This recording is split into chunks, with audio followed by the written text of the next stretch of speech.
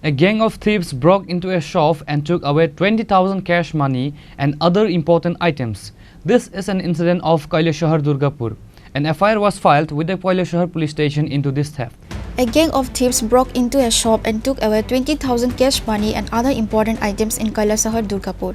The theft was realized on Tuesday morning after the family went to the house. Kailashahar police rushed to the spot upon receiving the information. আপনার নাম কি? আপনার দোকানে কালকে চুরি হয়েছে না?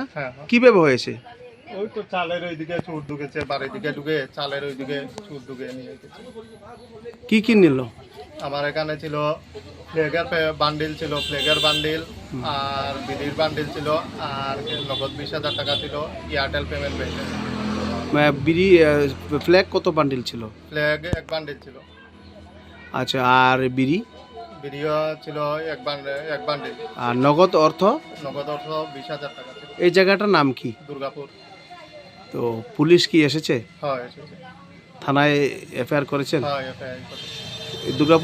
দুর্গাপুর না? কত নাম্বার ওয়ার্ড? 16 number ward. এর আগে কি কোনো চুরি হয়েছিল আপনার দোকানে? এর আগে হয়েছে। Victim Sukanto Malakar filed an FIR with the Kailashahar police station into this theft. Reported by Uttam Dev from Kailashahar, Chinchona.